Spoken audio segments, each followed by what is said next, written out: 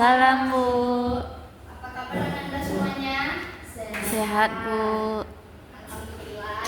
Sebelum pembelajaran kita dimulai pada hari ini, alangkah baiknya kita berdoa terlebih dahulu. Berdoa dimulai. Berdoa selesai. Sebelum pembelajaran dimulai, Ibu akan mengambil absen Anda semuanya.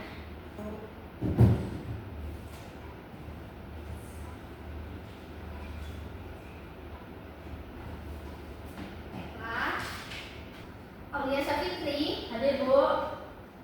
Fatimah, hadir Bu. Afrin, Hadir. Najwa, Hadir Bu. Dila, Sudah masuk Bu. Hadir. Yanto,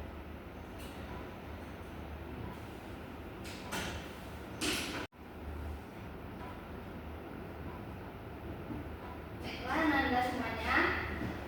Siapa yang tahu materi kita pada hari ini? Pencemaran air Bu. Ya betul. Jadi siapa yang tahu nih tentang pencemaran air? Saya Bu Fatimah. Jawab.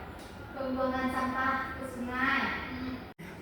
Ya, itu salah satunya dan masih banyak lagi. Jadi, tujuan pembelajaran kita pada hari ini yaitu ada 3. Peserta didik terampil membuat gagasan tertulis untuk penyelesaian pencemaran air.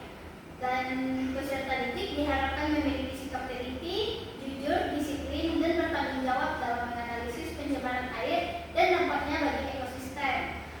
Peserta didik dapat menganalisis pencemaran air, penyebab pencemaran air, dan dampaknya bagi ekosistem.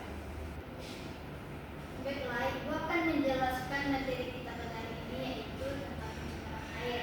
Pencemaran air yaitu masuknya makhluk hidup, zat, energi, atau komponen lain ke dalam air sehingga kualitas air turun sampai di tingkat tertentu yang menyebabkan air tidak berfungsi lagi sesuai dengan peruntukannya. Air dikatakan tercemar apabila air itu sudah berubah baik warna, bau, derajat kesamaannya maupun rasanya. Dengan kata lain, air tercemar apabila terjadi penyimpangan sifat-sifat air dari keadaan normalnya.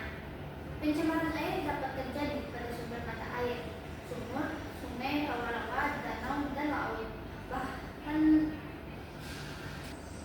Bahan pencemaran air bisa berasal dari limbah industri, limbah rumah tangga, dan limbah pertanian.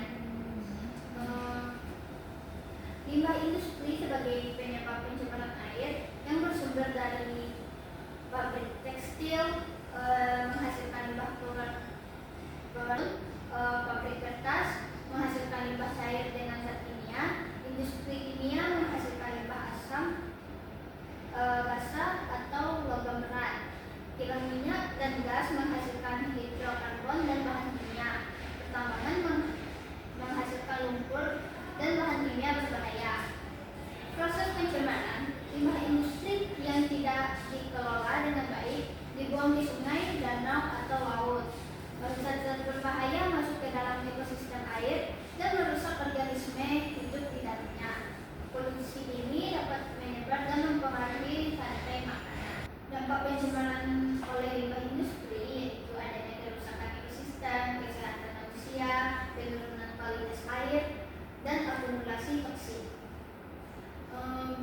Berikutnya, limbah industri rumah tangga penyebab pencemaran air yang mana ia bersumber dari aktivitas, yaitu aktivitas sehari-hari. Contohnya mencuci, memasak, membuang sampah. Yang di luar dari rumah tangga yaitu seperti pasar, restoran, hotel, rumah makan, atau pusat perbelanjaan. Kegiatan renovasi rumah seperti puing-puing bangunan dan cat yang terbuang. Proses pencemaran limbah cair dan padat seringkali dibuang langsung ke saluran air tanpa melalui proses pengelolaan sampah plastik dan bahan kimia terbawa aliran air ke sungai, danau, atau laut. Penumpukan limbah menyebabkan pencemaran fisik, kimia, dan biologis di badan air. Dampak limbah rumah tangga terhadap air yaitu perusakan ekosistem air, penyumbatan saluran air,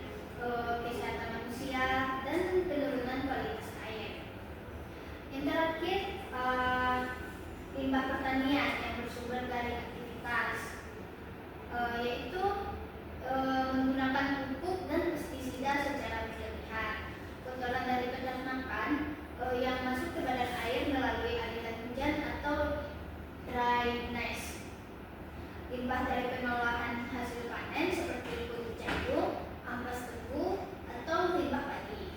Proses pencemaran yaitu runoff, aliran permukaan, perkolasi, dan akumulasi limbah organik. Dampak limbah pertanian terhadap air yaitu eutrofikasi, keracunan air tanah, peningkatan polusi biologi, dan ketergantungan ekosistem. Adapun di sini ciri-ciri air tercemar yaitu ada dua, ciri fisik dan ciri biologis. Ciri fisik ini yaitu warnanya berubah, bau tidak sedap, rasa tidak normal, dan kekeruhan tinggi. Dan adapun ciri biologis yaitu mati atau hilangnya biota air, pertumbuhan alga berlebihan, banyak mikroorganisme, dan munculnya organisme. Adapun dampak pencemaran air di sini yaitu penurunan kualitas lingkungan, gangguan kesehatan, pemekatan hayati, mengganggu pemandangan, dan mempercepat proses kerusakan benda. Pengelolaan ekosista yang dimana terdapat 4 prinsip yang dikenal sebagai 4R, yaitu recycle atau pendaur ulangan, reuse atau penggunaan ulangan. Yang ketiga ada reduce, keempat ada repair. Sekian pembahasan materi ini. Paham, Bu. Jika sudah paham, Ibu akan memberikan tugas yaitu membentuk kelompok dan masing-masing terbentuk 2 orang. Baiklah, Ibu sudah menyiapkan lembaran soal, jadi silakan diskusikan dengan kelompok masing-masing.